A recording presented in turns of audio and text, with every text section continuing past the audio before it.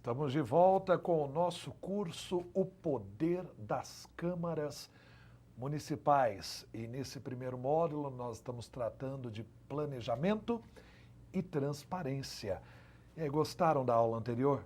Transparência, Dr. Paulo, Dr. Celso, foi maravilha, né? E olha, a sua participação é muito importante para nós. Às vezes é aquele negócio aqui no ar, o pessoal faz bastante perguntas, não dá para responder tudo aqui na hora, mas os nossos canais estão abertos para que você possa mandar a sua dúvida por e-mail, pela participação lá no ambiente virtual, fique à vontade. Como eu disse, já está sendo colocado algumas atividades ali, alguns exercícios para você trabalhar conosco e depois nós vamos ter o sorteio de livros. O Dr. Paulo mesmo cedeu alguns livros aí para que depois possamos realizar esse sorteio. Vai ser bacana.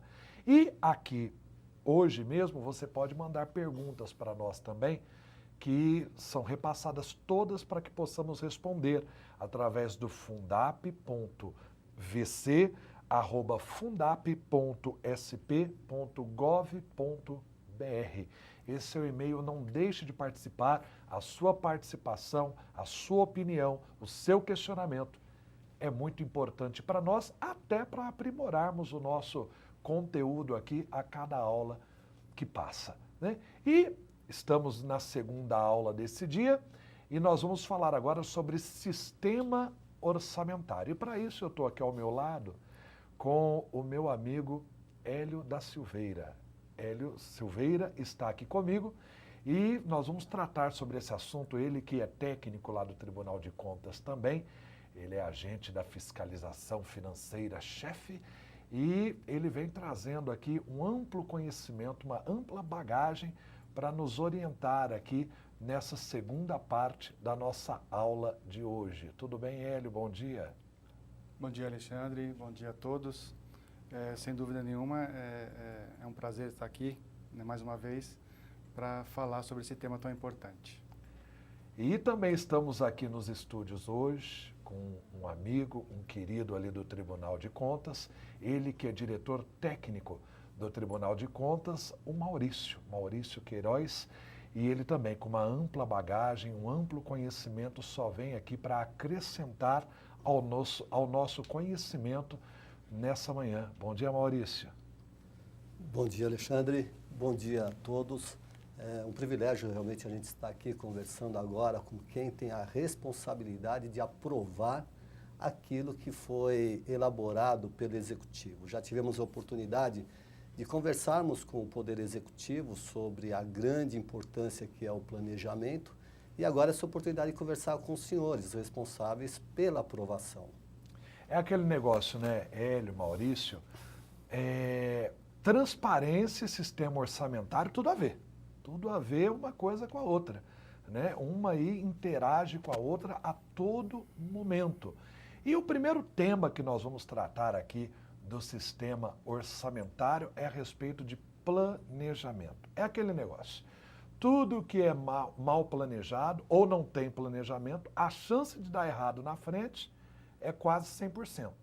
É quase 100%. Inclusive, nós da área da administração sabemos que dos 4 itens lá da administração, dos 4 princípios da administração, do planejar, do dirigir, do organizar, do controlar, o planejamento é o principal. Até porque o planejamento ele ocorre em todos os outros momentos, né? Ele não pode ser algo estático, ele não pode ser algo paralisado, ali engessado. Então, a primeira coisa que nós vamos falar aqui nessa manhã é a respeito do planejamento nesse sistema orçamentário. E eu gostaria que você, Maurício, você, Hélio, comentasse sobre o planejamento no setor público. Qual o conceito de planejamento governamental? Bom, Alexandre, esse fato que você comentou no planejamento do setor privado, o que a gente pode falar é que tem um propósito diferente. No planejamento governamental, nós temos ali o processo, né, que a gente pode destacar aqui desse slide, é o processo de escolha e os objetivos para resolver problemas sociais. E esses problemas são identificados exatamente num contexto, e aí muitas vezes a audiência pública ela vem exatamente se propor esse papel em ouvir a sociedade. Então, nesse momento do planejamento é que se verifica aí as demandas da sociedade. Além disso, nós temos ali um ponto importante, que o planejamento no setor público ele implica aí, a adequação tanto dos recursos financeiros, físicos e humanos, e sempre procurando o atingimento de objetivos, de metas em prol da sociedade, sempre buscando atingir um benefício social. E sempre pautado aí na coordenação das ações. Então, o planejamento ele precisa ter a coordenação, precisa ser um processo coordenado, tem que ter um acompanhamento da execução e avaliação dos seus resultados. Se não ocorrer essas etapas do planejamento, a sua coordenação e o seu acompanhamento, não há como o setor público, não há como a sociedade, não há como o Poder Executivo, o gestor, saber se aquela ação ela está indo para a direção que foi planejada, para o sentido que foi todos aqueles recursos que foram envolvidos naquela ação, se ela atingiu ou não o objetivo e se ela está caminhando naquela direção que foi proposta. Porque muitas vezes você pode a administração ela pode corrigir esse rumo, ela pode fazer uma correção ali e aí adequar o plano, adequar uma programação, uma ação às necessidades que porventura não venham a ocorrer. Exatamente. Então, o planejamento realmente ele ocorre em todas as fases, né? E ele vai se adequando à realidade daquele momento. Maurício, você me falava aqui no nosso intervalo que um dos responsáveis por colocar esses tópicos que estamos tratando aqui agora no relatório da fiscalização do Tribunal de Contas foi você, que sugeriu ali tudo mais. E eu gostaria que você tecesse algumas considerações a respeito desse planejamento no setor público, o planejamento governamental. Na verdade, assim, quando ingressei no tribunal, tinha uma experiência fora do tribunal, há 33 anos no serviço público, uma boa parcela dele trabalhando na execução da administração pública e depois vi fiscalizar a administração pública. Assim, o que eu encontrei nos problemas de fiscalização que eu atuava, na verdade, não era tanta falha na execução, mas, na verdade, eu enxergava uma falha tremenda no planejamento da administração. Então, faltava planejamento. Então, se executava de qualquer forma, se executava sem se estabelecer resultados, sem estabelecer metas, sem mostrar efetivamente para onde ia o dinheiro público previamente. Então, se fazia o que a gente chamava de orçamento fictício, orçamento para inglês ver. E, na verdade, os problemas aconteciam exatamente em função disso, de você não atuar previamente para direcionar muito bem os recursos públicos, né? Ainda hoje eu sinto uma falha muito grande nessa questão do planejamento e execução. Então, ao meu ver, ainda precisa melhorar muito a questão do planejamento. Hoje se fala num planejamento feito de forma intersetorial, o orçamento participativo, mas ainda eu vejo isso um pouco longe de acontecer. Eu acho que falta muito mais empenho, tanto do legislativo, no sentido de acompanhar efetivamente esse planejamento que chega para ele aprovar, assim como falta o incentivo da participação popular para realmente atuar no planejamento e aí sim dizermos que temos um orçamento participativo. Poder Executivo que elabora, sociedade que atua dizendo quais são as suas demandas, suas necessidades, e o Legislativo, na verdade, aprovando um orçamento, aprovando um planejamento bem elaborado para que aconteça de fato tudo aquilo que se quer para a sociedade. Então, um orçamento de acordo, ele tem um tripé, né? Executivo, legislativo e a população. E a sociedade, com certeza. A audiência pública foi uma inovação trazida pela lei fiscal, né? Uma coisa muito recente a audiência pública. Mas a gente vê que falta incentivo para que ela aconteça, que você chame a sociedade, as entidades constituídas que atuam para a sociedade, essas entidades não governamentais, que conclame essa população para que realmente se estabeleçam quais são as demandas E daí sim você estabelecer prioridades. Obviamente não dá para fazer tudo. Eu preciso saber qual a minha capacidade de arrecadação e qual a minha capacidade de expansão. Mas a sociedade precisa saber qual que é efetivamente essas capacidades. E aí sim, como o cobertor é curto, a gente precisa dizer exatamente aquilo que é mais necessário. Perfeitamente. E você citava sobre legislação. Hélio, eu gostaria de saber quais foram as mudanças importantes que ocorreram para permitir a retomada desse planejamento governamental que estamos nos referindo aqui nesta manhã. Alexandre, eu aproveitando aqui a fala do Maurício, nós temos aqui um slide que traz as consequências exatamente disso que ele falou, que é a falta do preparo para o planejamento. Nós temos como consequência aí a falta de vivência e experiência acumulada do planejamento, né? Então, nós temos aqui uma dificuldade de compreensão, muitas vezes, do próprio legislativo, do próprio gestor, dos problemas a serem tratados. Então, nós temos aqui também uma baixa eficiência no uso dos recursos, muitas vezes ações que poderiam ser articuladas intersetorialmente, poderiam atender aí várias secretarias no mesmo programa, acaba se desperdiçando muitos recursos. E a pouca eficácia, às vezes, das soluções adotadas. Tem também uma falta de efetividade das ações governamentais, e aí você envolve isso, claro, é um desperdício de tempo, esforço humano e recursos. Então, isso é o que a gente tem em relação à falta de planejamento, da cultura do planejamento no nosso país. Muitas vezes, o que a gente percebe, né? Aí nós temos os fatores que contribuíram para prejudicar esse planejamento, que é a instabilidade política que nós vivíamos até então. Nós temos aí o regime militar, o fim do regime militar a partir de 1985. Então, você tinha até então uma instabilidade política, teve um período de transição também um pouco complicado e também uma instabilidade econômica. Isso prejudica em muito a questão do planejamento. A ausência de cultura do planejamento, o imediatismo no trato das questões, dos problemas e a apropriação dos recursos coletivos, né? Isso é um grave problema. Muitas vezes, o patrimonialismo isso precisa acabar de uma vez por todas no nosso país. E as deficiências aí que a gente percebe no dia a dia, a gente consegue verificar isso, que são as deficiências técnicas do corpo técnico das pessoas envolvidas com o planejamento. Perfeitamente.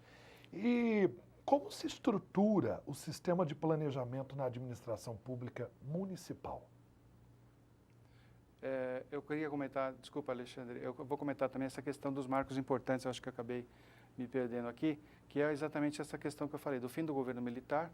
A Constituição Federal de 88 é um marco importante para poder fazer com que o planejamento viesse a acontecer da maneira que está acontecendo ainda, que a gente sabe que precisa aprimorar.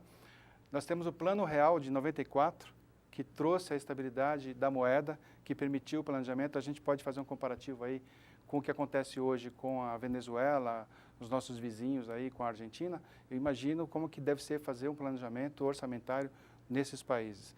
Porque imagina você fazer uma licitação em que você tem uma proposta de preço para 60 dias e não tem como manter isso. Então, a estabilidade da moeda é fundamental para que o planejamento aconteça da melhor maneira possível.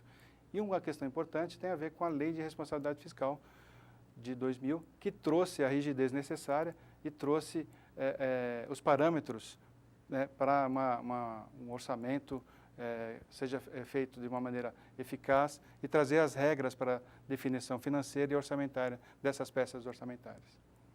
Perfeito. Então, retomando a pergunta, como se daria a estrutura? Como seria a estrutura do sistema de planejamento da administração pública municipal? Ok. Então, nós temos aqui o planejamento, né? A gente está tendo um panorama aqui de geral dos planejamentos. Então, nós temos os planejamentos aqui de longo prazo, de 10 anos ou mais. Nós temos o planejamento de médio prazo e o de curto prazo. Então, nós teríamos ali os planejamentos setoriais, como o Plano Municipal de Saúde, o Plano Municipal de Educação, o Plano de Saúde, o Plano Municipal de Assistência Social, o Plano Diretor, entre outros, né? A gente poderia colocar vários desses instrumentos aqui. São planos esses pensados para um horizonte de longo prazo. A ponte entre esses planos de longo prazo e a sua realização, a sua operacionalização, que seria o curto prazo, se dá por meio do PPA, né? O Plano plurianual. É a ponte, então, dos instrumentos de longo prazo com a sua realização no curto prazo, a LDO e a LOA, se dá por meio do PPA. Então, ali o ideal é que esses planos eles se conversem, né, que tenha uma integração entre eles. Essa é uma grande dificuldade que a gente tem no nosso planejamento, porque muitas vezes o plano municipal de saúde ele já está acontecendo, né? Então ele já decorreu um tempo. Quando o governo assume, ele vai realizar ali, ele vai propor o seu PPA, e muitas vezes ele está descasado em relação ao plano municipal de saúde. O mesmo acontece com o plano municipal de educação. Então é um desafio. A princípio, teria que se acompanhar esses planos mais de longo prazo e ver em que estágio eles estão e aí sim o PPA acompanhar e adequar com o que está sendo proposto nesses planos de longo prazo. Ô Maurício, como que a gente pode falar um pouco sobre essa correlação do PPA, da LDO, da LOA? Como seria essa relação entre esses três instrumentos? Na verdade, assim, primeira questão é você ter em mente que você tem que ter um planejamento de longo prazo. Quer dizer, as administrações não podem trabalhar de forma imediatista, né? Isso, infelizmente, é uma cultura, isso já demanda, já poderia dizer, de séculos, né, de trabalhar apagando incêndio. Então, você precisa ter uma estrutura de pessoas pensantes, pessoas capacitadas, para pensar a administração em 4 anos, em 10 anos, em 20 anos. Quer dizer, eu tenho que enxergar o amanhã, tá certo? Então, a gente tem mudanças governamentais a cada 4 anos, mas eu preciso ter uma idealização de como será meu município daqui a 10, daqui a 20 anos, tá certo? Então, por isso que vem esses planos municipais de ensino, planos municipais de saúde, que eu preciso pensar a longo prazo. E cada gestor que entra a cada 4 anos tem que fazer um trabalho de avaliação do que já estava pensado há 10, a 20 anos, e aí sim poder, de repente, fazer alguma adequação, alguma outra alteração, mas sempre pensar a longo prazo, que são os grandes investimentos para o município, são as grandes modificações para o município, né? São os marcos que se quer para a administração futura. Então, você tem que pensar no amanhã. Isso não é uma cultura dos nossos governantes, infelizmente, mas isso precisa ser mudado, né? E aí, assim, a sociedade também precisa participar nesse processo, quando vem cobrar, de repente, um administrador que não está afinado com aquilo que já se queria para os municípios, né? Então, você precisa realmente ter pessoas envolvidas, capacitadas. Infelizmente, a gente não tem visto isso nas administrações. De via de regra, as administrações não têm núcleo de planejamento, estrutura de planejamento, né? Via de regra, é o contador que faz o planejamento para a administração.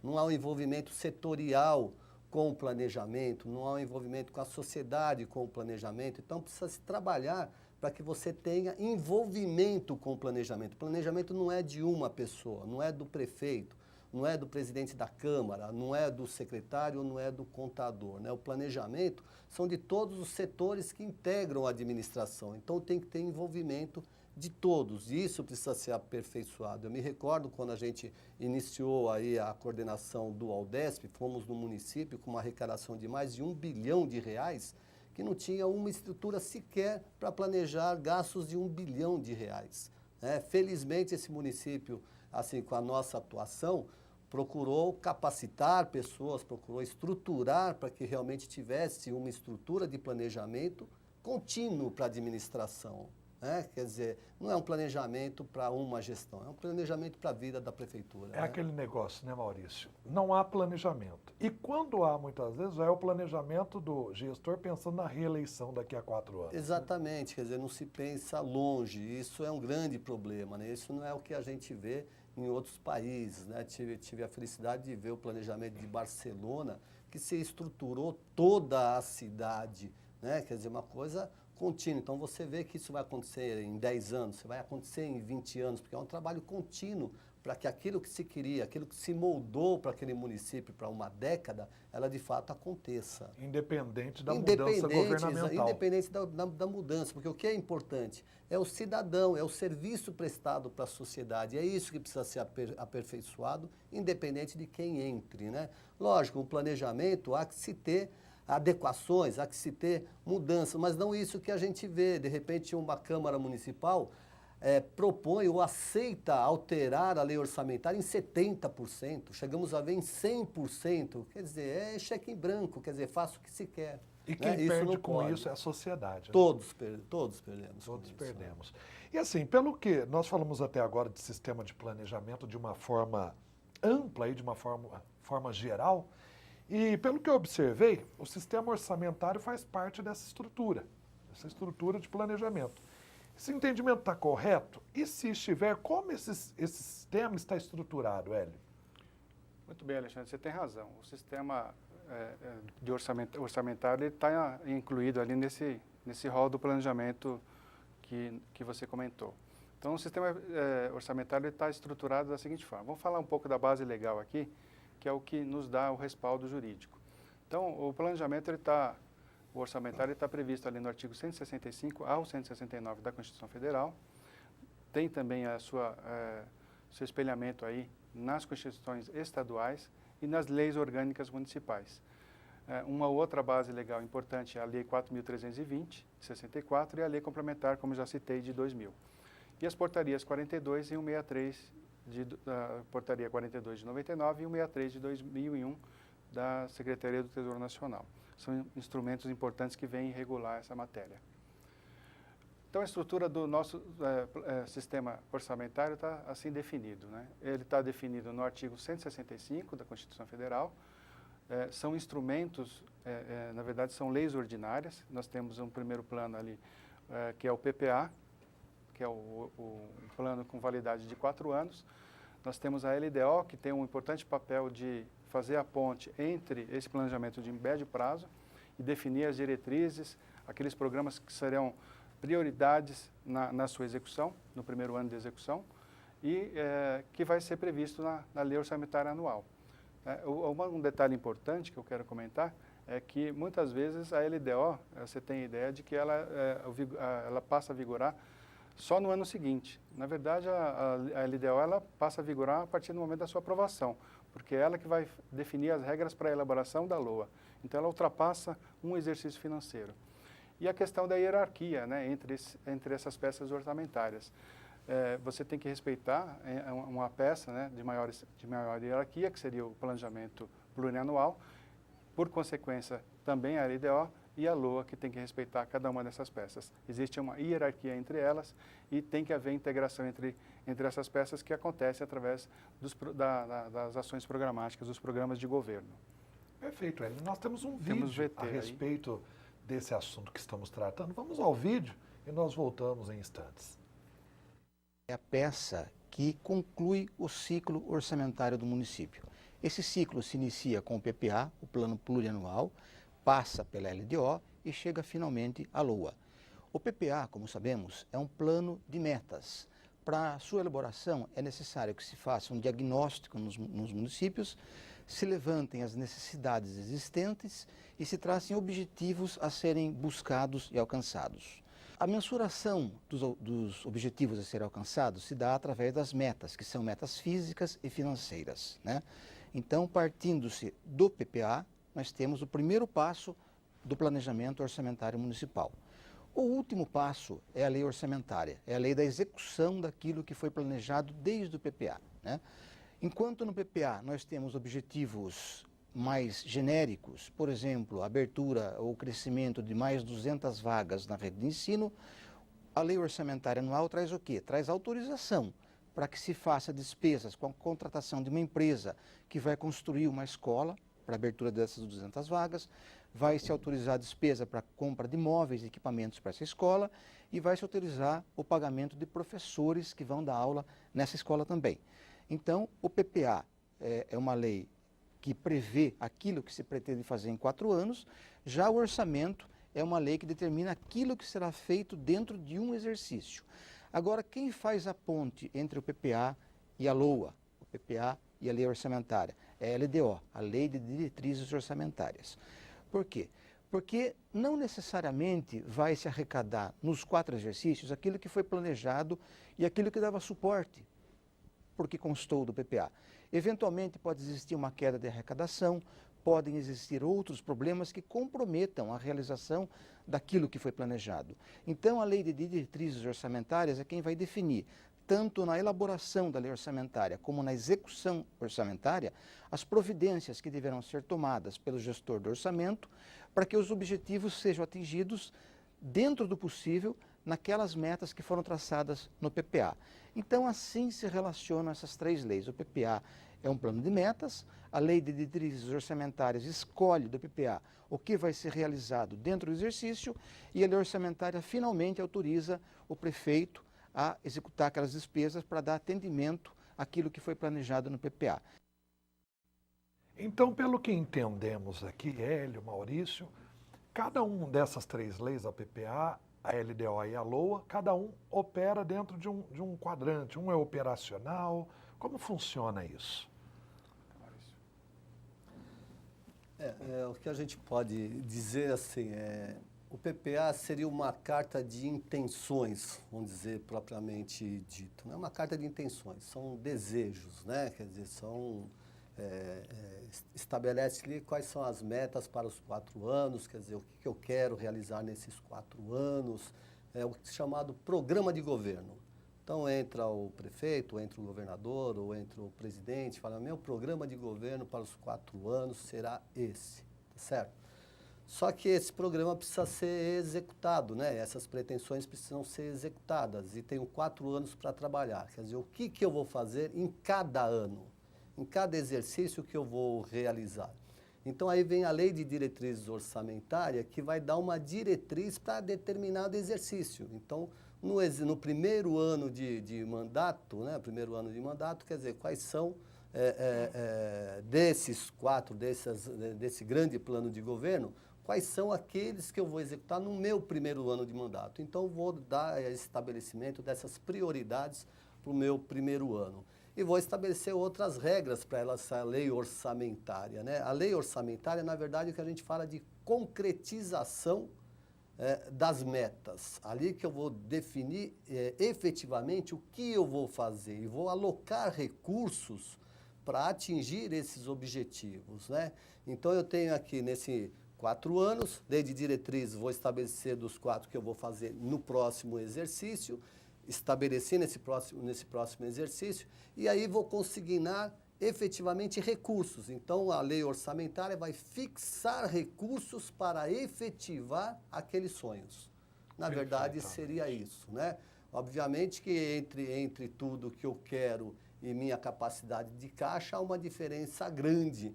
Daí, aquilo que a gente sempre fala, cobertor curto, qual é a prioridade? Estabelecemos prioridade, são essas. Se isso for bem elaborado, bem estruturado, acaba com tantos créditos que a gente vê no orçamento, tantas alterações orçamentárias que se pede no orçamento. Se altera tanto porque se planejou mal, porque se você efetivamente trabalha isso tecnicamente de forma estruturada, de forma razoável, de forma a ser factual, de se conseguir realmente esse objetivo, não tem que se fazer alteração.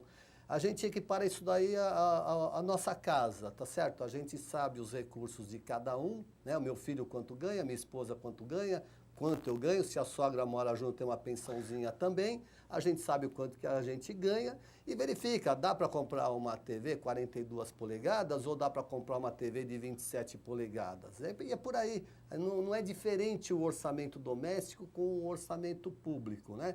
Simplesmente se envolve mais pessoas nisso, tá certo? Se envolve várias secretarias, vários interesses nesse processo, tá certo? E o recurso captado da sociedade para direcionar.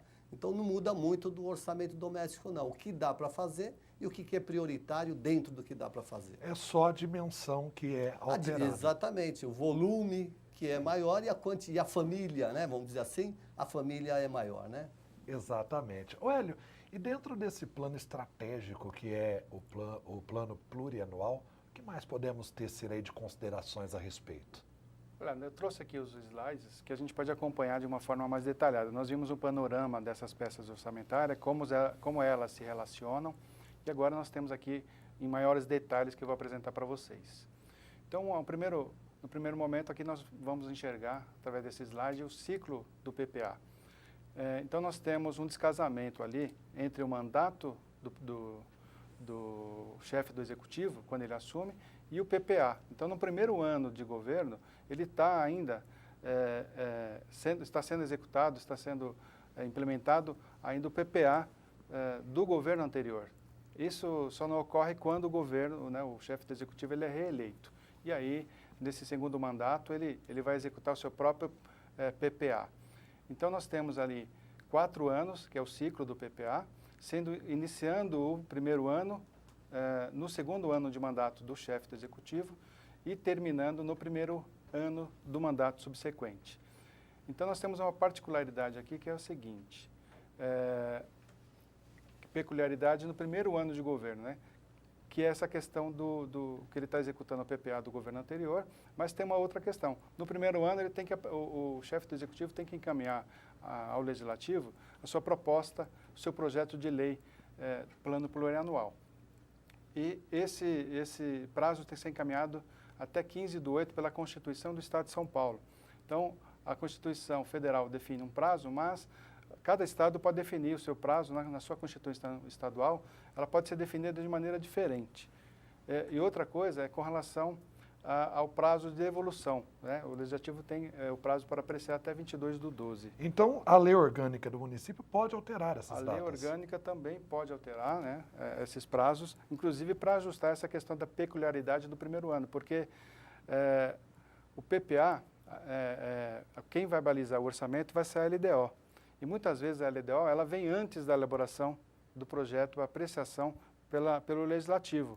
Então, o município, através da sua lei orgânica, pode fazer uma adequação e trazer o prazo de envio da LDO para mais perto do PPA, para não haver esse desencontro entre as peças. Isso ocorre sempre no primeiro ano, né? Em que, como o PPA ele vai balizar a LDO e, por consequência, a LOA, então, se a LDO vier antes, então vai ter uma desconexão entre essas peças. Perfeitamente. Então, o município pode alterar esses prazos. Olha, então, dentro da PPA ainda, como deve ser estruturado o PPA? Qual é a estrutura do PPA? Bom, vamos lá. Então, de acordo com a gente está aqui balizando, de acordo com a Constituição Federal, então a lei que institui o PPA, ela vai ter que estabelecer aí de uma forma regionalizada. Isso, no caso do município, a gente consegue perceber aí essa regionalização através de bairros, agrupamentos de bairros, e aí ele vai estabelecer esse planejamento e vai definir, por exemplo, vamos construir uma escola em determinado bairro. Então, ele consegue, de forma regionalizada, direcionar o planejamento e onde vão acontecer aquelas ações, aqueles programas de governo. E aí você tem como finalidade as diretrizes, né? O PPA ele define as diretrizes, as linhas gerais do planejamento, com seus objetivos e metas. São instrumentos importantes, essas finalidades precisam estar contidas lá no PPA, senão não tem sentido nenhum. E a questão do conteúdo, né? O PPA ele vai trazer as despesas de capital e outras decorrentes dessas despesas de capital. Como nós vimos lá no VT, uma escola, ela traz como consequência, a construção da escola é uma despesa de capital, mas não basta construir só a escola. A escola precisa funcionar, então você precisa, nesse impacto da construção de uma escola, de uma nova ação, né, o PPA ele traz essa capacidade de trazer o que está sendo agregado de novo. Então, o gestor aí precisa pensar também nas despesas que vão incorrer com o funcionamento dessa nova escola. Então, nós temos aí despesas de segurança, despesas de folha de pagamento com os professores, a manutenção da predial, quer dizer, tudo isso vai estar envolvido. E aí também tem que estar contendo no PPA os programas de duração continuada, aqueles que não podem parar. A máquina administrativa ela não pode deixar de funcionar. Então, todas aquelas atividades que a administração precisa, seja através das atividades fins ou atividades meio, áreas administrativas, elas não vão poder parar vão ter que ter a sua continuidade assegurada. Então, também o PPA vai trazer esses instrumentos, vai ter que prever essas despesas ao decorrer aí desses 4 anos. Com relação ao ordenamento das ações do governo, nós temos aqui as diretrizes, né, que é aquilo que eu comentei, que são as linhas gerais, as linhas mestras do planejamento. Aqui você pode ter, nessa linha geral, você pode ter uma ênfase, o governo ele vai escolher uma linha em que ele vai dar privilégio, em que ele vai priorizar. Pode ser, aqui no governo federal nós temos o combate à pobreza, que é bem amplo, mas isso pode ser, no município ele pode ser mais restritivo, ele pode ser mais direcionado.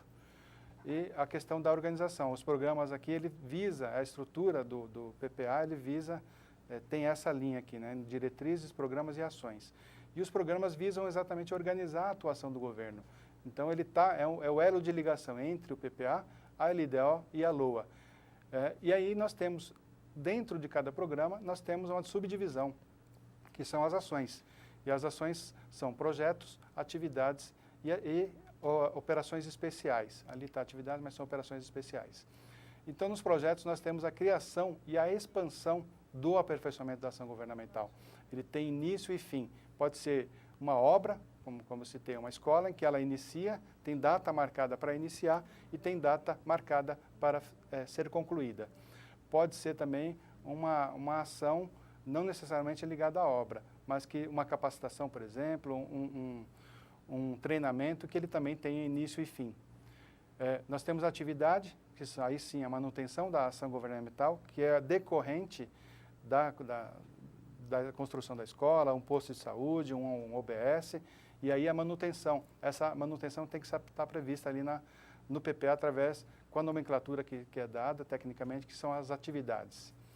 E as operações especiais, essas operações especiais não resultam em um produto ou um serviço, né, não são gerados bens. Nós temos o exemplo aí, clássico, que são as sentenças judiciais, que são os precatórios, e isso não traz um resultado físico, um resultado que a administração, que a sociedade ela possa usufruir. Só para exemplificar, para ficar mais claro, porque às vezes isso é uma questão muito técnica que às vezes se perde um pouco não exemplificando, né? Então, quando a gente fala programas e ações, a gente poderia pensar assim, eu, no meu município, tenho um problema com desnutrição infantil. Então, quero resolver esse problema. Então, tenho uma diretriz para resolver esse problema. Aí estabeleço um programa. Programa Combate à Desnutrição Infantil. Programa que eu instituo no município. Bom, muito bem, isso é uma intenção. Agora, para eu realmente resolver isso, eu tenho que agir. Aí eu tenho que fazer uma ação para que aquilo realmente aconteça. Aí na ação eu posso ter várias ações que eu faça para atingir esse objetivo, que é combater a desnutrição infantil. Por exemplo, posso ter uma ação de distribuição de leite. Tá? Distribuição de leite seria uma ação. Né? O programa combate a desnutrição infantil. Então exemplifica assim, como o governo age através do orçamento para resolver problemas. Estabelece programas e age, né? Que estipula quais são as ações que vão ser executadas para que atinja o resultado do programa, que é combater a desnutrição infantil.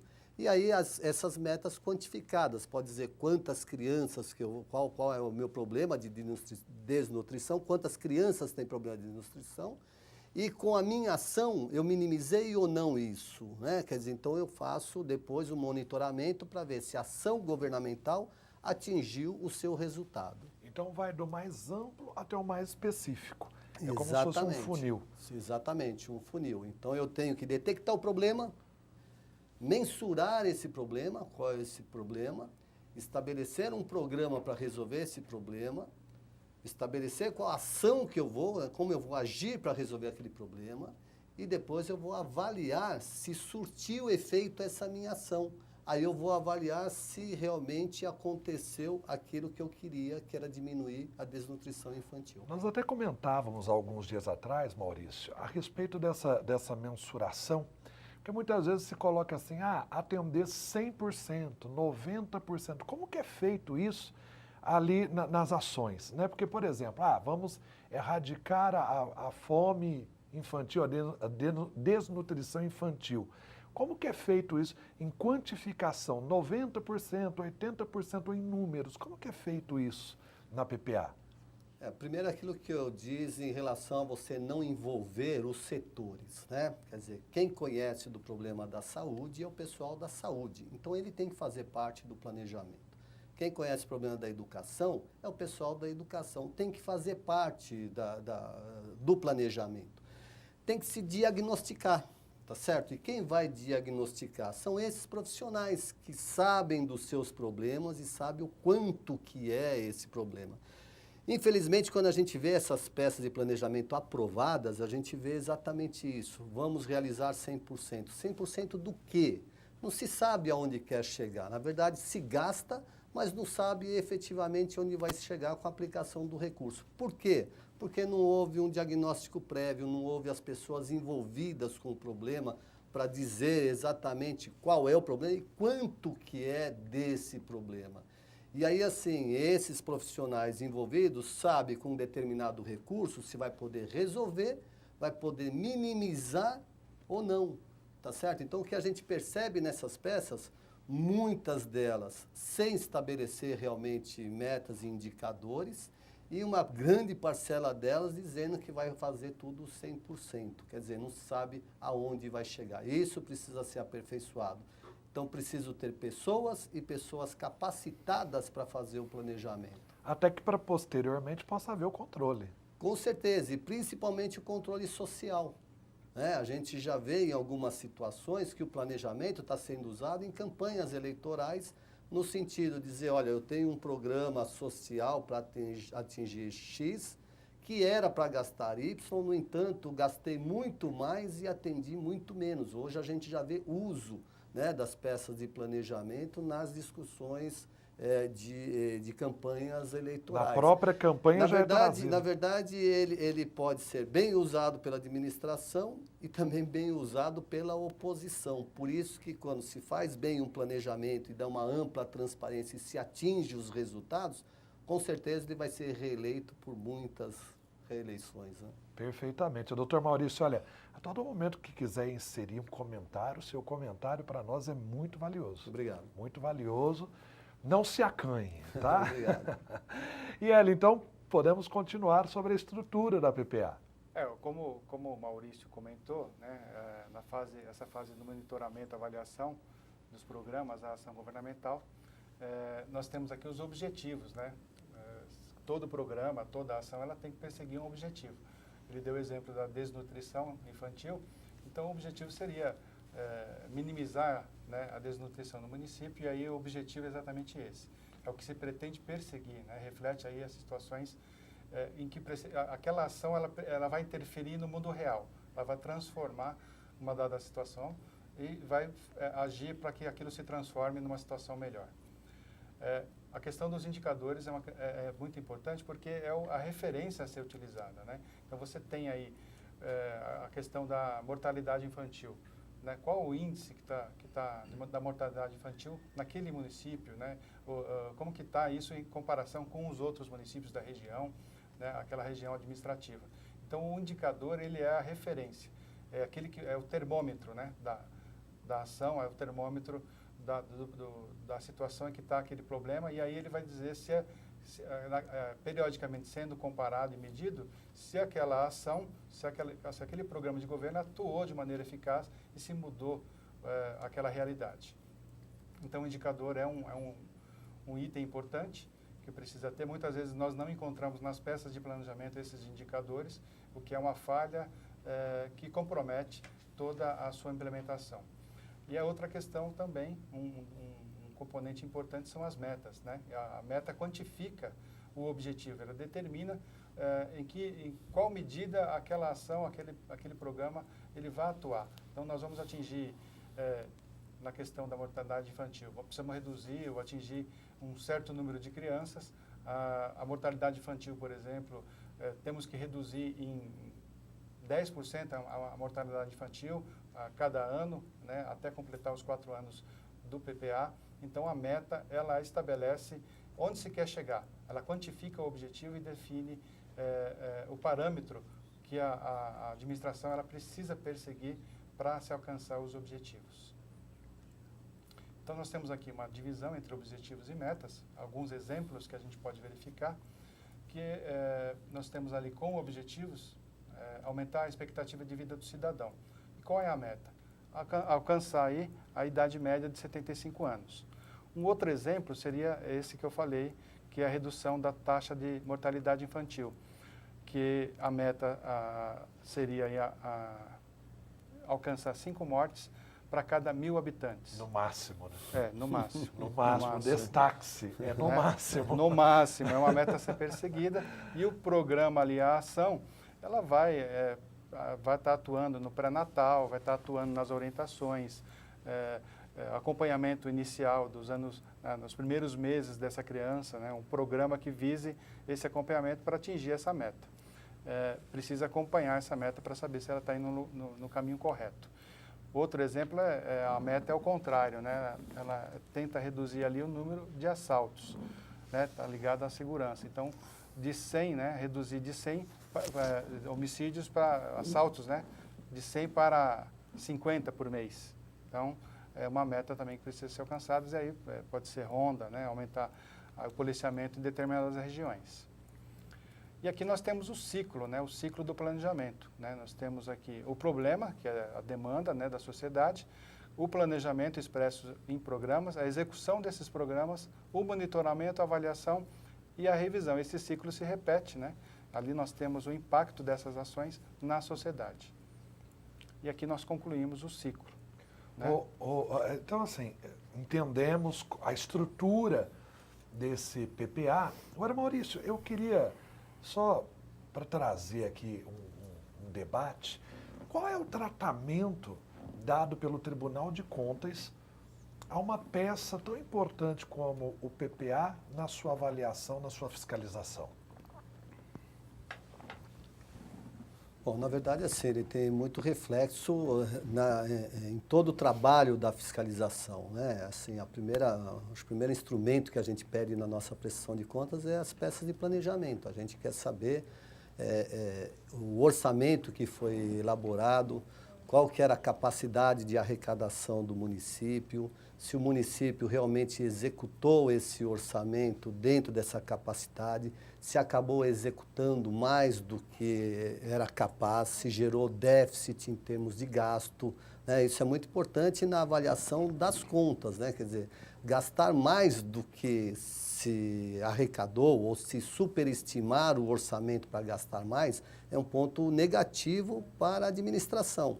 É que é chamado lá um dos pecados capitais dentro do tribunal, na verdade é gastar mais do que se arrecadar, né? E era muito comum os orçamentos serem superestimados, então se jogava uma receita que não poderia chegar nunca àquele valor e se fixava despesas, né, em cima desse valor. Então eu pego autorização para gastar, independente do dinheiro entrar ou não.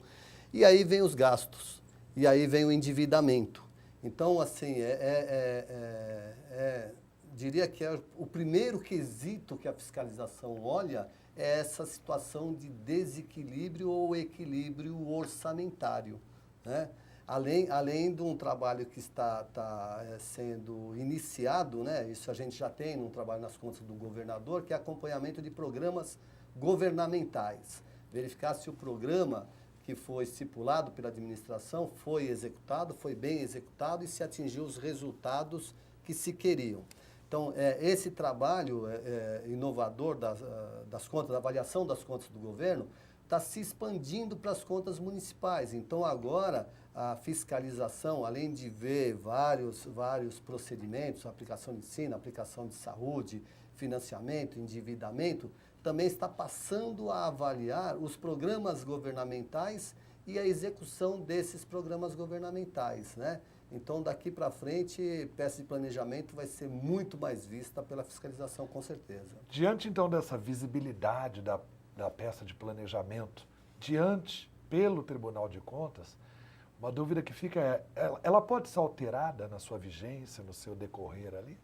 Sim, as peças de planejamento não são mutáveis, não são fixas, né? Elas são mutáveis. Vão acontecendo fatos no decorrer da execução que obriga a uma medida da administração. Por exemplo, às vezes você pensa que vai ingressar recursos da União para determinado convênio, para determinada parceria, aquilo não entra, está planejado. Então você tem que parar aquilo que se queria com uma justificativa plausível, não entrou recursos, ou a arrecadação caiu.